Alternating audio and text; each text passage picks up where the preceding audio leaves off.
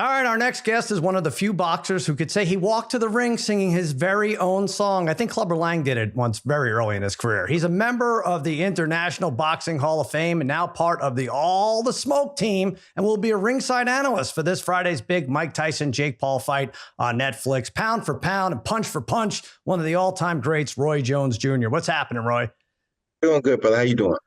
Good. Thanks for being here. Let's get right to this fight. And then I want to go over your career, which is just stellar. But I went with this Paul Tyson fight, I went from not watching the fight, no way I'm going to watch, to, okay, I'm interested, to I'm going to have to bet hundreds, if not thousands of dollars on this fight. What were your thoughts when you first heard about the matchup? And has that changed over the last few months for you? No, my thoughts were I knew the fight was coming one day. This was a matter of time. I thought it was a good fight to see. I knew that Jake was doing a great thing for generating money via social media for boxing, period. And I was glad that somebody like Mike Tyson was giving myself hope because we over 50 and we make the kind of money that they making still at that age is crazy. So I thought it was a beautiful idea to start with. Second was I wasn't sure how serious Mike was going to take the fight. I know if Mike don't take it serious, Jake could have a chance. But if Mike takes it serious, he don't have a chance, in my opinion. If Mike is sensible and boxes Jake Paul, Jake has a chance. If Mike gets pissed off to the old Mike and comes out and just goes ham, Jake couldn't beat Mike. Wow. Even so I wanted to have you on for many reasons, but specifically because you were the last man to step in the ring with Iron Mike. You mentioned it. It was an exhibition fight in 2020. The fight was a draw. Was there anything you learned in that fight that surprised you being in the ring with Mike Tyson? Yes, I learned that, first of all, he still punches just as hard as he punched back in his heyday. That's a known fact. Number two, Mike Tyson is not as easy to hit as people think he is. Now, him and Jake trading, anything can happen. Yes, because Jake is definitely a strong puncher, but Mike is not no guy that you just can go out there and hit him how you want to when you get ready. It's the reason Mike was the youngest heavyweight champion of all times. Yeah. Now, did you feel like, be honest, they're not going to take the money away from you. Did you feel like either of you held back at all in that fight? Well, in our fight, because it was an exhibition in California under all the sanctioning rules, they told us that if we see you guys throwing haymakers to the head, we're going to stop the fight. Oh, really? Because they told us, they said, we're not letting y'all fight a real fight. Y'all are both above 50. No, so y'all can do all y'all want to the body. And y'all can hit to the head, but if we see y'all trying to tear each other's head off, we're going to stop the fight. And so, he hit me a couple times that still, I thought it could have been worthy of stopping the fight, but I didn't want the fight to stop. I wanted to continue going because I hit him with a few too. And after one of them, I think, after the fight, that was a damn good hook, I know, because he hit me with a good right hand, then he rubbed the glove on my nose, which is illegal, but he did it. So I was like, okay, but that's Mike. Mike gonna be Mike no matter what. So I knew no matter what they tell him, he gonna do what he want to do, and which is what he did. So it was cool. I understood it, but Mike is Mike. And if we do out there with intention, they said we see y'all trying to knock each other out completely without boxing, we gonna stop. And they did tell us that. So we couldn't go out there and go all out like we wanted to, but we did go all out enough that we understood what we were dealing with. You understand me? So you put on a nice show for sure. That's interesting. I never knew that. Now, one difference there was between your fight, even though it was an exhibition, and this one is, I believe you wore 12-ounce gloves in the fight against Tyson. Yeah, these are 14 for this Friday, right? Yeah, but it won't make a difference because even those gloves, the first time it hit me in the chest, it felt like a horse had kicked me in my chest. That was 12-ounce gloves. 14 ain't gonna be much different either. So I still feel like no matter what ounce gloves they put on, they could put 18s on them. If he hit you right, you going to sleep. Now, as far as the betting on this fight, Tyson was like a 2.5 to 1 underdog. Now it's less than 2 to 1. Money pouring in on Iron Mike, and specifically Iron Mike by knockout. How do you officially see the exact result? Do you think Tyson outpoints him? Do you think he gets to him in the early rounds? I'm just going to say this, and I'm going to end it like this. How many people did we see Mike Tyson outpoint in his heyday?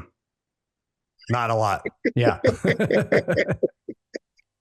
Gotcha. If we depend on points, if it go to a point system, you may go and give it to Jake because there's no way Mike can outpoint nobody. Right. Well, that's what I'm worried about. He's the more marketable fighter for the I boxing, don't and see we'll get my into opponent. that. But all right. You made it clear. Now, listen, I love that you said Mike Tyson was on your boxing bucket list. What else do you have? Who else is on your boxing bucket list? Is there anyone else? Is there a YouTube personality like Mr. Beast or Dude Perfect? Couple of them, but they ain't really on my bucket list because like they're not high. People on your bucket list usually are higher than you. Mm-hmm. You know what I mean? In that sport. Now that it's different with the YouTube thing, it's a lot of them that can go on my bucket list because it's a lot of them that you can generate a lot of money with. You understand me? Sure. Mm-hmm. So they wouldn't be on my bucket list. They'll be on my pocket list. I see. I like that Yeah. better. Yeah. I will say, Roy, I feel like I was on the receiving end of one of those knockouts. One of my earliest memories of you was in 1994. They called it the Uncivil War. It was you and James Toney, IBF Super Middleweight Championship. My dad, who never bought a pay-per-view in his life, purchased this fight. I had some friends over. The Parlay Kid was there. And I'm ashamed to say, we all bet on James Toney, and you made us look foolish and made him look foolish. You won the fight. You won every round, I think, convincingly. Was this the turning point of your career? And also, can I borrow $250 in pay-per-view costs? You can get $250 back. Yeah. That was actually the start, the true start of my career Yeah. because with me, I was a guy who always believed in the old ways and the things that the old people did, the way they lived, the way Ali lived, the way Joe Frazier lived, the way Jordan Foreman lived, Larry Holmes, Ernie Shavers. I felt like to be the man, you got to beat the man. And James Toney definitely was the man at the time. So I'm not holding nothing against nobody who thought that I didn't have a chance because James was a real bona fide champion. He was truthfully the pound for pound guy at that time. You can't Mm-hmm. take nothing away from him. You understand me? So anybody who thought that he was going to beat me, they had way more than enough reason to think so. He's 44 and old. I'm like 26 or 27 and old. Right. Come on, Mm-hmm. man. Who think you going to beat James? And James knocking out everybody from middleweight, super middleweight in the gym. He probably knocking out light heavyweight too. So it's like he was that guy. So who would think little Roy Jones Jr. from Pensacola, Florida, from where? Yeah. Where's that? You know? So it's like nobody would have thought that. Now I can't blame people for that, but for me it was good because that was the best way to take the world by storm. And not to mention, he talked an amazing game too, right? So he He had always that. did And that, yeah. Yeah. but he used to talk it and back it up. That was the Right. bad part of it. I gotcha. Now, one interesting thing about your career, I always remember 1996, you competed in 2 sporting events in one day. Pro basketball, the USBL is a pro league, right? Jacksonville Yep. Barracudas. Barracudas, yep. And then that night you fought a gentleman named Eric Lucas. Don't you think you should get more recognition as one of the great 2 sport athletes? We talk about Bo Jackson and Deion Sanders all the time. Where's Roy Michael Jones Jordan. Jr.? Michael But they don't say Jordan? nothing about Roy Jones Jr. Nothing. No.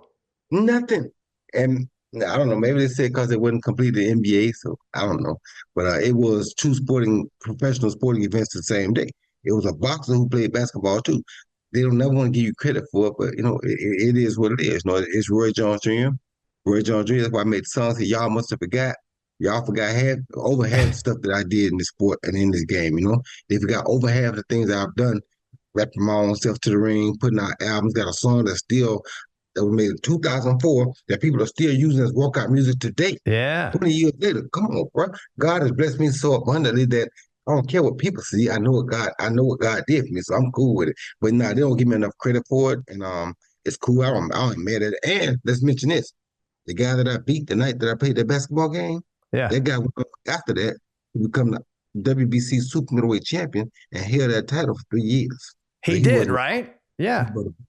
And the Jacksonville Barracudas went on to win the NBA title. No, that's okay. No, I know what you're saying. Hey, listen, I think you should get the respect. I'm going to look into this. I think there should be a 2-sport Hall of Fame, and I think you're a first ballot guy right there. I'm going to get Roy Jones Jr. in. There you go. Should be. I know you're a football fan. I saw on your Instagram page that you're a Steelers fan, and you even talked to the team this preseason. What did you say to them? Because they're 7-2. They weren't supposed to be this good, and they are. We are the Steelers. We got to come here with that undefeated idea on our mind every day because most people are just people. But when you fight a champion or you fight a legend, then you go at him a different way. Pittsburgh Steelers, one of the oldest, most winningest organizations in NFL football. When they come to play the Pittsburgh Steelers, everybody bringing the A game. So when y'all come to practice every day, come to practice with A game and mentality because if you don't have A game mentality, you already lost come Sunday. Because everybody that plays the Pittsburgh Steelers are coming to beat one of the winningest franchises ever in the NFL. I love it. And that's all it took. Could you please come talk to my Dallas Cowboys and fix them, or is that hopeless? Do you need to bring somebody else in for that? That's hopeless because you got to talk to Jerry Jones. And that's going to be a little bit more difficult. He is a Jones, so I might be able to talk to him a little bit. I don't know, but that's a little different. Can you look into this? Maybe you're related to Jerry Jones, Roy Jones, and maybe you have a piece of this team coming to you. And yes, then you would have more say in their decisions. Well, let me tell you like this too, though. This is ironic. And I hope he's listening because Sean Payton still owes me a ring. The season the New Orleans Saints won the NFL championship, I gave them a speech right before the season started, before I fought Jeff Lacey. They took that speech and went on and won their first franchise ever NFL Super Bowl ring. You understand me? And he didn't give me one. This is crazy. How you do that? 2 Sport Hall of Fame you're owed and a Super Bowl ring. I'm making a list here for you, Roy. This is ridiculous. You better believe it. Who is your midseason Super Bowl pick at this point? I'm gonna tell you the truth. The team that I think is definitely gonna probably make it to the Super Bowl this year if they keep playing the way they're playing is the Detroit Lions. The Detroit Lions are playing lights out football right now. You hear me? And of course, Patrick Mahomes, because the reason I'm picking Patrick Mahomes to win it because as bad as they're playing right now, they're still 8-0. So that being said, it's gonna be hard to see because usually teams try to come and peak at the end of the season. You don't see teams start down here, right? And all of a sudden go there, right? This team is down here, but they're still up here. Yeah, but you're even right. Down here is above everybody else. But they down here and they still the only undefeated team down here right now. What's going to happen when they start playing up here?